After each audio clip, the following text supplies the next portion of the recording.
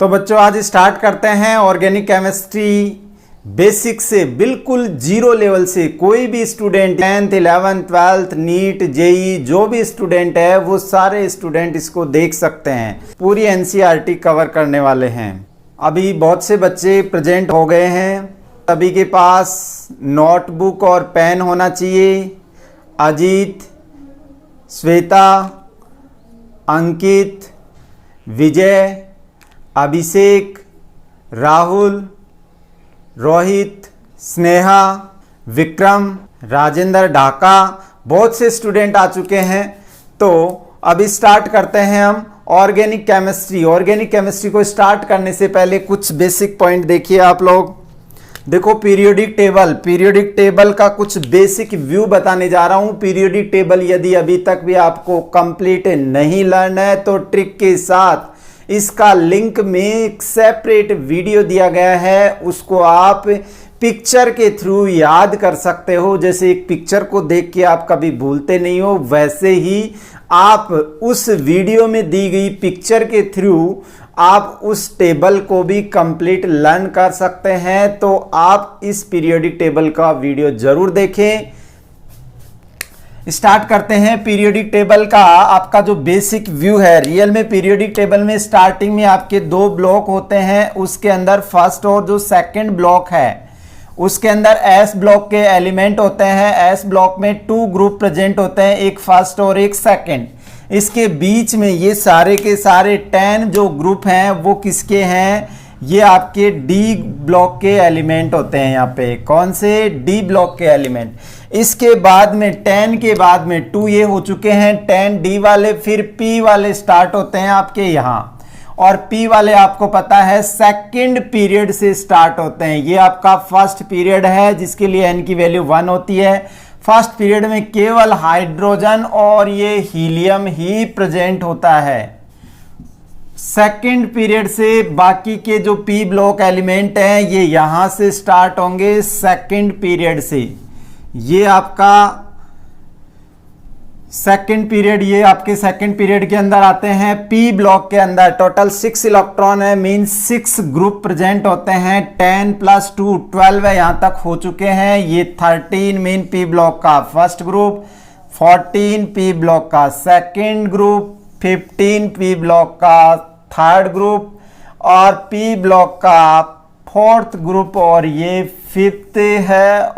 First वाले group में केवल हाइड्रोजन और हीलियम प्रेजेंट होते हैं। बाकी पी ब्लॉक के सभी एलिमेंट कौन से पीरियड से स्टार्ट होते हैं? सेकंड पीरियड से स्टार्ट होते हैं। डी ब्लॉक के 10 ग्रुप और 2 ग्रुप एस ब्लॉक के इससे पहले आ चुके हैं। उसके बाद में 10 + 2 12 है। 12 के बाद में ये 13 पी ब्लॉक का है। 14 15 16 17 और 18। 13 to 18 ग्रुप में जो एलिमेंट हैं वो पी ब्लॉक के अंदर कंसीडर होते हैं। इसके अंदर आउटर मोस्ट सेल में ये फर्स्ट ग्रुप है, तो आउटर मोस्ट सेल में इलेक्ट्रॉन भी 1 ही। आउटर मोस्ट सेल को ही वैलेंस सेल बोलते हैं, मीन वैलेंस इलेक्ट्रॉन भी इसमें 1 होगा। और सेकंड वाले के अंदर नंबर कौन सा है? सेकंड ग्रुप के लिए सेकंड वैलेंस इलेक्ट्रॉन होंगे। 13 के अंदर लास्ट वाले डिजिट नंबर देख लो। डायरेक्ट आउटर मोस्ट सेल या वैलेंस सेल में 3 इलेक्ट्रॉन, इसमें 4 इलेक्ट्रॉन, इसमें 5 इलेक्ट्रॉन, इसमें 6 इलेक्ट्रॉन, इसमें और इसमें क्या होगा 7 इलेक्ट्रॉन, और लास्ट वाले में 8 इलेक्ट्रॉन प्रेजेंट होते हैं। ये जो इलेक्ट्रॉन है यही वैलेंस इलेक्ट्रॉन है, मीन इनके आउटर मोस्ट सेल में ये इलेक्ट्रॉन प्रेजेंट होते हैं। इसके बाद में इन वैलेंस इलेक्ट्रॉन पता है तो आपको इनकी वैलेंसी भी आप डिसाइड कर सकते हैं। वैलेंसी क्या होगी? सबसे पहले फर्स्ट ग्रुप में कौन कौन से एलिमेंट आते हैं? हलीना की रब से फरियाद, francium, hydrogen, lithium, sodium, potassium, rubidium, caesium, francium. S block का सेकंड ग्रुप के अंदर बेटा मांगे कन्या सुंदर बाप राजी। बहुत ही शानदार ट्रिक है, आप इसको देखिए और अपने आप को केमिस्ट्री में कभी कमज़ोर महसूस नहीं करोगे यदि आप मेरे बताए हुए ट्रिक्स के थ्रू आप केमिस्ट्री सीख पा रहे हैं तो। इसके बाद में आता है आपका पी ब्लॉक के एलिमेंट। पी ब्लॉक के एलिमेंट में 13 ग्रुप के अंदर कौन से एलिमेंट आते हैं? बिना इलायची, गर्म, इंडियन टी। फिर आता है आपका कहे सीता जी सुनो प्रभु, नेपाल पाकिस्तान ऑस्ट्रेलिया सब बीमार, ओ स्टाइल से टीपो, फिर कल बाहर आई आत्मा, हीना नीना और करीना का एक्सरे रंगीन। ये पी ब्लॉक के एलिमेंट हैं, ये डी ब्लॉक के एलिमेंट होते हैं। आउटर मोस्ट सेल में जितने इलेक्ट्रॉन हैं उसके अकॉर्डिंग उनकी वैलेंसी है। 1 इलेक्ट्रॉन है, वैलेंसी 1 होगी, इसकी 2 होगी, इसकी 3 होगी, इसकी 4 होगी। इसके बाद में 5 इलेक्ट्रॉन है तो 3 इलेक्ट्रॉन गेन करेगा, इसकी 3 होगी, इसकी 2 होगी, इसकी 1 होगी, और इसमें ऑलरेडी 8 इलेक्ट्रॉन है, मीन ये ऑक्टेट रूल फॉलो कर रहा है, स्टेबल है, तो ये कोई वैलेंसी शो नहीं करेंगे, ऑलरेडी स्टेबल है, इसीलिए इसको इनर्ट बोलते हैं, कोई रिएक्टिविटी शो नहीं करते। अब वैलेंसी के बाद में प्लस में होगी या माइनस में होगी ये डिसाइड करता है, आपको पता होना चाहिए एलिमेंट। ये वाले जो एलिमेंट हैं ये मेटलॉइड होते हैं। एलिमेंट या फिर तत्व कितने टाइप के? 3 टाइप के। फर्स्ट है मेटल, सेकंड है मेटेलॉइड और थर्ड है नॉन मेटल। अब आपको इस पीरियोडिक टेबल को देख के ये कंफर्म होना चाहिए मेटल कौन से हैं, नॉन मेटल कौन से हैं, मेटेलॉइड कौन से हैं, तो आपकी चार्ज का भी जो प्रॉब्लम है वो भी नहीं रहेगी।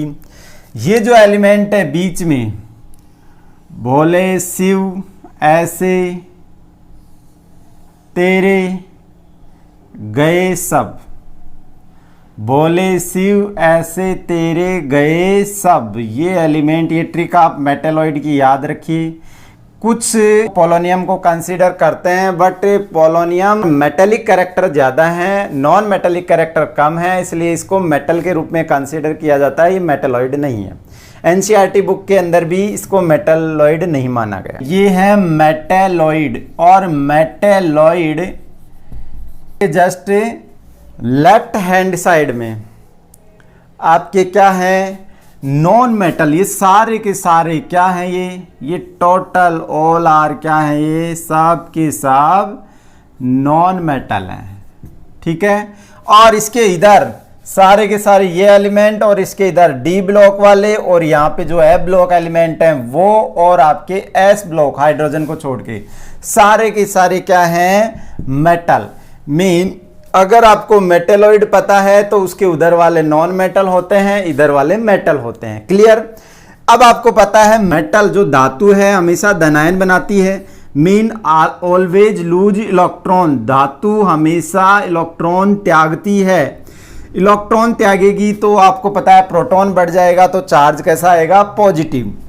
नॉन मेटल अधातु है, वो हमेशा क्या करती है? इलेक्ट्रॉन गेन करती है, और जब भी इलेक्ट्रॉन गेन करेगी तो प्रोटॉन तो उतने के उतने रहेंगे, electron number of electron increase हो जाएंगे। नंबर ऑफ इलेक्ट्रॉन इंक्रीज हो रहे हैं मीन नेगेटिव चार्ज इंक्रीज हो रहा है, तो नॉन मेटल जब भी इलेक्ट्रॉन कोई भी एलिमेंट गेन करता है तो चार्ज कैसा आएगा? नेगेटिव चार्ज ऑक्यूपाई होगा। मीन मेटल पे हमेशा पॉजिटिव चार्ज होगा, नॉन मेटल पे नेगेटिव चार्ज होगा। और जो मेटेलॉइड हैं वो कभी तो आपके मेटल की तरह बिहेव करते हैं, कभी नॉन मेटल, इसलिए ये प्लस और माइनस दोनों के रूप में प्रेजेंट होते हैं, ठीक है। ये वाले सारे के सारे नॉन मेटल हैं तो इन पर कौन सा चार्ज आएगा? नेगेटिव। यहां से स्टार्ट कर लो, ये वाले जो एलिमेंट हैं इस पर माइनस में आएगा, ये सारे के सारे माइनस वाले हैं, इस पे आएगा क्या कोई चार्ज? इसमें तो 8 इलेक्ट्रॉन है, मीन ये वैलेंसी शो ही नहीं करेगा कोई भी एलिमेंट। इसमें देखो आउटर मोस्ट सेल में 7 इलेक्ट्रॉन है, ये ऐड करने के लिए 1 इलेक्ट्रॉन गेन किया है। जब भी इलेक्ट्रॉन गेन करते हैं तो चार्ज वैलेंसी माइनस में आएगी। इसके पास 6 इलेक्ट्रॉन है, ये भी चाहता है मैं इसकी तरह इनर्ट गैसेज की तरह स्टेबल हो जाऊं, तो ये 2 इलेक्ट्रॉन गेन करेगा, गेन करते हैं तो माइनस में, तो -2। जितने इलेक्ट्रॉन गेन करेगा उतनी वैलेंसी माइनस। इसके पास 5 इलेक्ट्रॉन है, 3 इलेक्ट्रॉन गेन करेगा, 8 बना लेगा, तो ये भी स्टेबल हो जाएगा, 3 गेन कर रहा है इसलिए -3 वैलेंसी। इसकी 4 वैलेंसी, ये ना गेन करता है ना लूज करता है, ये केवल इलेक्ट्रॉन शेयर करता है। इसका रीजन हम डिटेल से जस्ट इसके बाद में पढ़ने वाले हैं। अब ये है इसके पास 3 इलेक्ट्रॉन है, ये या तो इसके पास 2 रास्ते हैं, या तो 5 इलेक्ट्रॉन गेन करे 8 करने के लिए, 3 इलेक्ट्रॉन लूज कर दे। तो आसान तरीका कौन सा है? 3 इलेक्ट्रॉन लूज करना। तो ये 3 इलेक्ट्रॉन लूज करेंगे और +3 ऑक्सीडेशन स्टेट या वैलेंसी शो करेंगे। इन वालों के अंदर 2 इलेक्ट्रॉन है, तो 2 इलेक्ट्रॉन त्यागने के अलावा और कोई रास्ता भी नहीं है। तो 2 इलेक्ट्रॉन जब भी लूज करते हैं तो प्लस में वैलेंसी वैसे भी आपके इधर साइड वाले प्लस में, उधर वाले माइनस में, ये प्लस माइनस में। तो ये +2 में, ये +1 में, ये 13 वाले इधर ही हैं, तो ये भी +3 के अंदर। ठीक है, +1 +2 +3। ओके, अब आपको इनकी वैलेंसी पता लग गई है, कौन कौन से एलिमेंट प्लस में होंगे, कौन से एलिमेंट माइनस में वैलेंसी शो करेंगे। अब आपको कंपाउंड बनाना आना चाहिए। नेक्स्ट, कंपाउंड कैसे बना सकते हैं? प्लस और प्लस की रिएक्शन कभी नहीं होती है। Mean cation cation, metal metal, ये क्या है? Plus means metal, metal metal के बीच कोई रिएक्शन नहीं होगी। No any compound form by this reaction. धातु धातु के बीच कोई प्रकार का कंपाउंड नहीं बनेगा। जैसे आप कहो कि Na और Mg के साथ रिएक्शन करवाओ तो क्या बनेगा? कुछ नहीं बनने वाला है। प्लस और इनर्ट गैसेज है। इनर्ट आपको बताया था मैंने, इनकी रिएक्टिविटी 0 है, मीन इनकी क्रियाशीलता 0 है। ये क्रियाशील नहीं होते हैं, अक्रिय होते हैं। अक्रिय है, वैलेंसी 0 है, तो ये किसी प्रकार का बॉन्ड ही नहीं बनाएंगे। बॉन्ड नहीं बनाएंगे, चाहे प्लस हो चाहे माइनस हो, मीन मेटल हो चाहे नॉन मेटल हो, दोनों के साथ ही 18 ग्रुप वाले एलिमेंट किसी तरह की रिएक्शन शो नहीं करते हैं, मीन कोई कंपाउंड नहीं बनेगा। लाइक ये मेटल कोई सा भी ले लो, जैसे मान लो ये गैलियम है और गैलियम की रिएक्शन आप इनमें से किसी ग्रुप के साथ, 0 ग्रुप वालों के साथ करवाओगे तो कोई कंपाउंड नहीं बनेगा। ऐसे ही माइनस वाले ये आपका सल्फर या ऑक्सीजन है, इसकी रिएक्शन यदि आप क्रिप्टॉन, जिनॉन, आर्गन, नियोन में से किसी के साथ करवाओगे तो कोई रिएक्शन नहीं होने वाली है। राइट, इसके बाद में फर्स्ट पॉइंट, सेकंड पॉइंट और ये थर्ड पॉइंट, 3 पॉइंट क्लियर। अब आपका फोर्थ पॉइंट है, प्लस और माइनस के बीच में यदि आप रिएक्शन करवा रहे हो, plus minus means metal non metal, ये इधर वाले पार्ट के बीच में और मेटलॉइड है इसके उधर वाले पार्ट के बीच में, यदि आप एलिमेंट के बीच रिएक्शन करवाते हैं तो रिएक्शन होगी, क्योंकि ये पॉजिटिव है, ये नेगेटिव है, ये कैटायन है, ये एनायन, और कैटायन एनायन मीन आयन है। तो कंपाउंड कैसा बनेगा? आयोनिक कंपाउंड बनेगा। कैसा कंपाउंड बनेगा? Ionic compound. इसका मतलब जब भी इस मेटलॉइड के इधर वाले एलिमेंट और मेटलॉइड के उधर वाले एलिमेंट, मीन मेटल और नॉन मेटल के बीच रिएक्शन करवाओगे तो हमेशा कंपाउंड आयनिक कंपाउंड बनेगा। फॉर एग्जाम्पल, मेरे पास सोडियम है, ये इस मेटलॉइड के इधर है, और आपके क्लोरीन है, ये इस मेटलॉइड के उधर है। Na और Cl, अब Na इधर है, फर्स्ट ग्रुप वालों की प्लस में होगी क्योंकि इधर है, तो +1 फर्स्ट 1 है, और क्लोरीन आपके कौन से ग्रुप में है? 17, उधर वालों की माइनस में होती है, तो -1। Na प्लस Cl माइनस, इनकी वैलेंसी इक्वल है, इसको कट कर दीजिए, कंपाउंड बनेगा NaCl। मेन आपको देख के ये पता लग जाना चाहिए अब कि NaCl किस प्रकार का कंपाउंड है। Na क्योंकि मेटल है, Cl नॉन मेटल है, ये मेटलॉइड के दोनों तरफ वाले एलिमेंट हैं, तो बनने वाला NaCl कैसा है? ये आयोनिक कंपाउंड है। सेम ऐसे ही आपके जो नेगेटिव और नेगेटिव के बीच में रिएक्शन, नेगेटिव वाले कौन से हैं? Non metal. नॉन मेटल और नॉन मेटल जब भी रिएक्शन करेंगे तो कंपाउंड बनेगा जरूर, और उस कंपाउंड का नाम होगा कोवलेंट कंपाउंड। अभी तक आप समझ गए होंगे कि आयनिक कंपाउंड कहाँ बनेंगे, कोवलेंट कहाँ बनेंगे, कौन से एलिमेंट कोवलेंट बनाते हैं, कौन से आयनिक। Covalent means सहसंयोजी।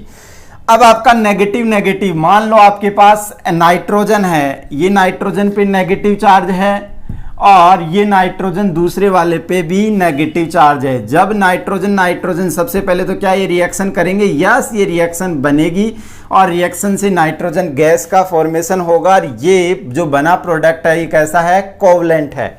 ऐसे ही आप कोई भी कंपाउंड ले सकते हैं, जैसे मान लो आपके पास फॉस्फोरस है और ऑक्सीजन है, दोनों के दोनों ही नेगेटिव वाले हैं, मीन नॉन मेटल हैं, मीन मेटलॉइड के उस तरफ वाले हैं। तो इन दोनों की ऑक्सीडेशन वैलेंसी लिख दीजिए। इसकी वैलेंसी है -3 और इस ऑक्सीजन की वैलेंसी है -2। माइनस माइनस वाले हैं, अब दोनों वैलेंसी इक्वल नहीं है तो इनको क्रॉस मल्टीप्लाई कर दीजिए। अभी तक यदि आपको कंपाउंड फॉर्मेशन करना नहीं आता है तो वीडियो के ऊपर तो आई बटन है, उसके अंदर भी आपको 5000 कंपाउंड का फॉर्मेशन कैसे कर सकते हैं ट्रिक से आपको दिया हुआ है, उसके अंदर लिंक, उसका वीडियो देखिए आप। वैलेंसी है वो इक्वल नहीं है तो क्रॉस मल्टीप्लाई कर दीजिए। ऑक्सीजन की वैलेंसी फास्फोरस पे, फास्फोरस की वैलेंसी ऑक्सीजन पे। बताओ फास्फोरस के ऊपर P के ऊपर ऑक्सीजन की वैलेंसी 2 और ऑक्सीजन के ऊपर फास्फोरस की वैलेंसी 3, तो आपका कंपाउंड बनेगा P2O3। इस तरह से आपको P2O3 को देख के भी ये पता कर सकते हो कि ये कोवलेंट है या आयनिक, क्योंकि ये नॉन मेटल नेगेटिव नेगेटिव वालों के बीच में बना है। 100% ये कैसा कंपाउंड है, नेगेटिव नेगेटिव के बीच में कोवलेंट कंपाउंड है। ये N के ऊपर देखो वैलेंसी -3, इस वाले पे भी -3 सेम थी, इसलिए कट कर दी और आपका N2 बन गया, राइट।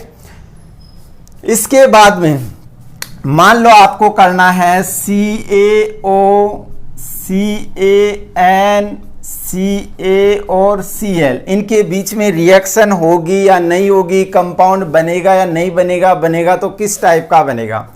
CaO बताओ, कैल्शियम ये इधर वाला है, सेकंड वाला है, +2 वैलेंसी शो करेगा, इधर वाले प्लस में शो करेंगे, मेन ये सभी कैल्शियम पे ऊपर +2 चार्ज है। Oxygen nitrogen chlorine, oxygen nitrogen chlorine -2 -3 -1 valency है, -2 -3 -1 वैलेंसी। मेटेलॉइड के उस तरफ वालों के माइनस वैलेंसी। मीन ये प्लस वाले और उधर वाले माइनस वालों के बीच में रिएक्शन हो रही है, तो रिएक्शन के दौरान हमेशा कैसा है, प्लस और माइनस के बीच में जब भी रिएक्शन होती है तो कंपाउंड कैसा बनता है, ionic compound.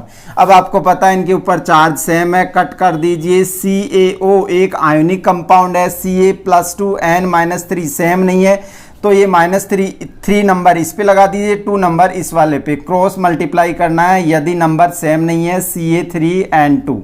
Calcium nitride compound का फॉर्मूला इस तरीके से बनेगा, आपको रटने की जरूरत नहीं है यदि आपको बेसिक टर्म्स पता है।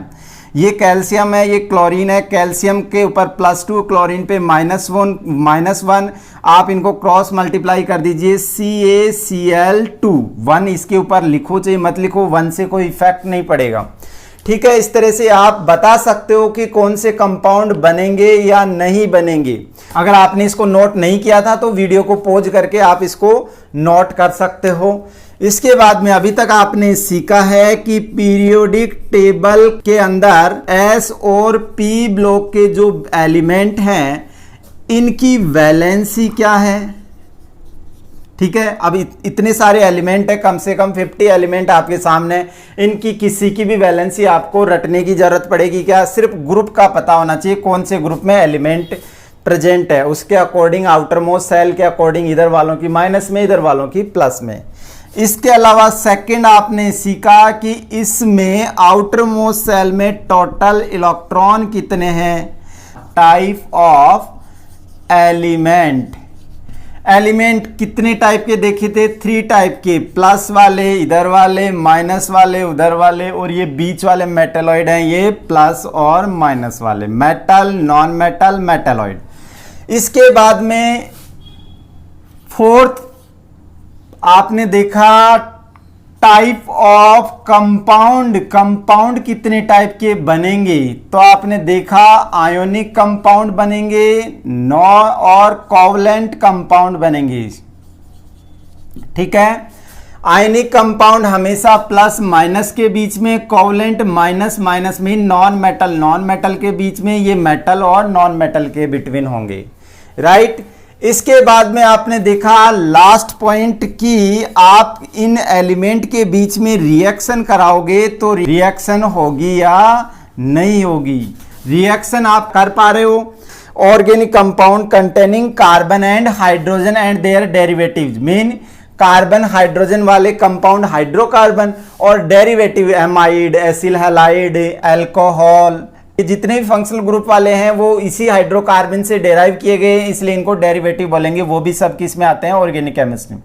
सबसे पहले कार्बन क्या है बताओ, कार्बन का एटॉमिक नंबर कितना होता है, 6 नंबर होता है एटॉमिक नंबर, और जिसका एटॉमिक नंबर मीन परमाणु क्रमांक जितना होता है किसी एलिमेंट का, उसमें उतने ही न्यूक्लियस के अंदर प्रोटॉन प्रेजेंट होते हैं और न्यूट्रल स्टेट में उतने ही इलेक्ट्रॉन प्रेजेंट होते हैं।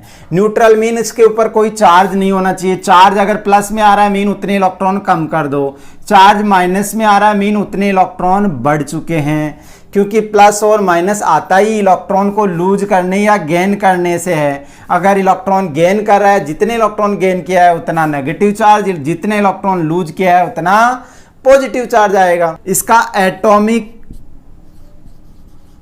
मास क्या होगा? परमाणु द्रव्यमान होगा। इसका परमाणु भार होता है 12 है। एटॉमिक मास भी 1 to 50 एलिमेंट का आपको डायरेक्ट ट्रिक दे रखी है, वीडियो नीचे लिंक में दिया गया है, उसको देखिए। वहां से आप कंप्लीट 1 to 50 एलिमेंट का एटॉमिक मास ट्रिक के साथ सीख सकते हैं। एटॉमिक मास इक्वल्स टू होता है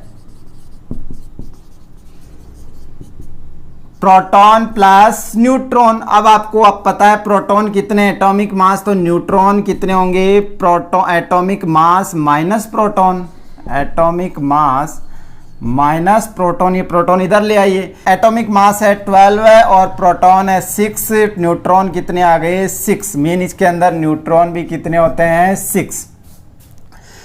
अब आपको किसी भी एलिमेंट को किस तरीके से रिप्रेजेंट किया जाता है, इस तरीके से ये कार्बन का सिंबल है, इसके जस्ट यहाँ पे इसका नंबर लिखा जाता है, एटॉमिक नंबर 6 है, और यहाँ इसका एटॉमिक मास जो कितना है?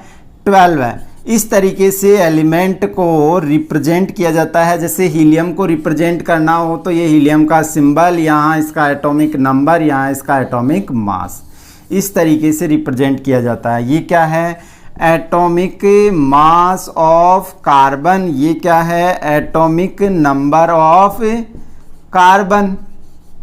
ओके, और ये क्या है? Symbol of element. अष्टक किस तरीके से पूर्ण करता है? ऑक्टेट रूल किस तरीके से फॉलो करेगा? कौन? कार्बन की स्टडी कर रहे हैं हम। कार्बन के आउटर मोस्ट सेल का इलेक्ट्रॉनिक कॉन्फ़िगरेशन क्या होता है? टोटल 6 इलेक्ट्रॉन हैं, जो इस तरीके से ही भरते हैं आप लोग, 2 4 इस तरीके से है।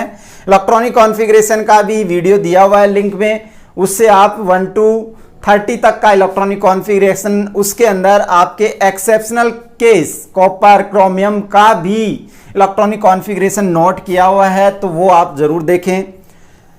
6 इलेक्ट्रॉन है टोटल, फर्स्ट सेल में 2, सेकंड सेल में 4, तो यही आउटर मोस्ट सेल हो गया, क्योंकि इसके आगे कोई सेल ही नहीं है। आउटर मोस्ट सेल में 4 इलेक्ट्रॉन है। ऑक्टेट मीन 8 इलेक्ट्रॉन होने चाहिए थे। अष्टक पूर्ण तभी करेगा जब इसके पास 4 इलेक्ट्रॉन और आ जाएं। तो ये कार्बन यदि 4 इलेक्ट्रॉन, यहाँ इसके पास प्रोटॉन कितने हैं? 6 ही प्रोटॉन है। जितना एटॉमिक नंबर है उतना ही प्रोटॉन होते हैं, और इलेक्ट्रॉन भी उतने ही न्यूट्रल स्टेट में प्रेजेंट होते हैं। अब इसके पास 2 रास्ते हैं, या तो ये 4 इलेक्ट्रॉन गेन कर लेंगे। जब भी इलेक्ट्रॉन गेन करेगा तो उस पर माइनस में वैलेंसी उतनी ही आएगी। जब भी इलेक्ट्रॉन लूज करेगा मीन त्याग देगा, तो जितने इलेक्ट्रॉन त्यागेगा उतनी वैलेंसी प्लस में हो जाएगी। 10 इलेक्ट्रॉन ये प्लस माइनस में या प्लस में 4 क्यों हो रहा है, इसको देखिए आप। इसके पास अब इलेक्ट्रॉन पहले 6 इलेक्ट्रॉन थी, 4 और ले लिए, टोटल 10 इलेक्ट्रॉन। लेकिन प्रोटॉन क्या है? अभी भी प्रोटॉन पर कोई इफेक्ट नहीं पड़ता है। इलेक्ट्रॉन चाहे गेन करे चाहे लूज करे, प्रोटॉन अभी भी इसके पास 6 है। मीन इसके न्यूक्लियस में 6 प्रोटॉन है, लेकिन इसके पास अभी कितने इलेक्ट्रॉन आ चुके हैं? 10 इलेक्ट्रॉन। अब इसके ऊपर बताओ, इस पर पॉजिटिव चार्ज, इस पर नेगेटिव चार्ज, कौन सा ज्यादा है? नेगेटिव वाला, तो नेगेटिव में वैलेंसी। इसने 4 इलेक्ट्रॉन लूज कर दिए, मीन इसके पास अब इलेक्ट्रॉन हो चुके हैं। पहले इसके पास 6 इलेक्ट्रॉन थे, अब 2 इलेक्ट्रॉन, रिमेनिंग इलेक्ट्रॉन कितने हैं? 2 इलेक्ट्रॉन। अब आप देखिए इसके अंदर प्रोटॉन वो के वही 6 हैं। अब इसके न्यूक्लियस के अंदर 6 प्रोटॉन है और सेल में 2 इलेक्ट्रॉन है। बताओ नेगेटिव और पॉजिटिव में पॉजिटिव चार्ज ज़्यादा है, तो वैलेंसी कैसी आएगी? प्लस में।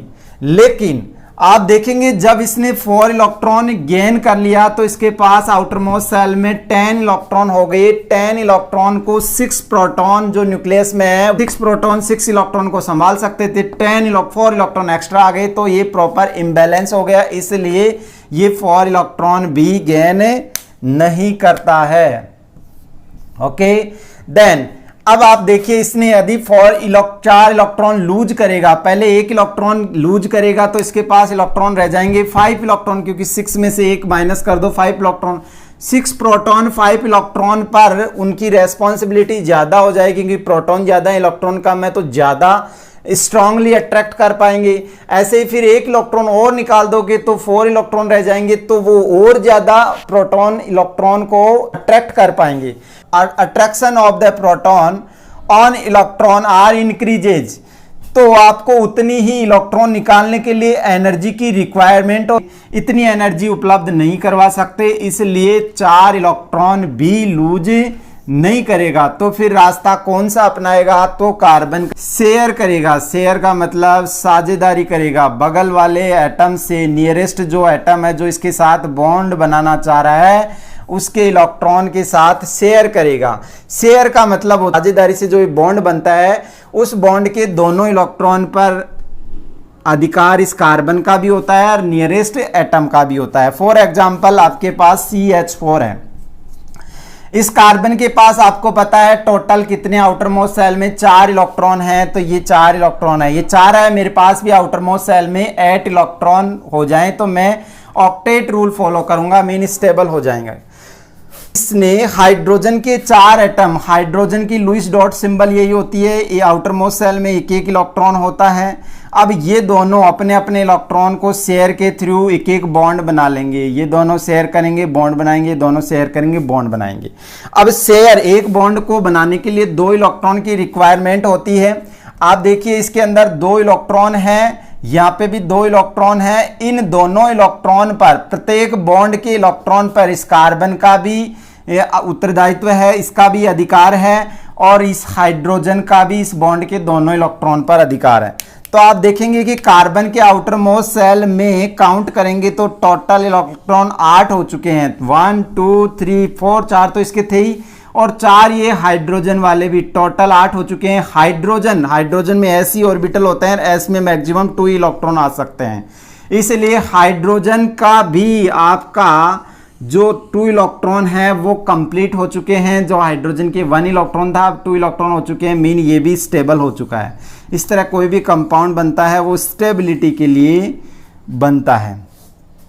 ये ऑर्गेनिक केमिस्ट्री का कुछ बेसिक व्यू था। आपको वीडियो अच्छा लगा हो तो इसको लाइक करना, अपने दोस्तों के साथ शेयर करना, ताकि हर कैंडिडेट इसका बेनिफिट उठा सके।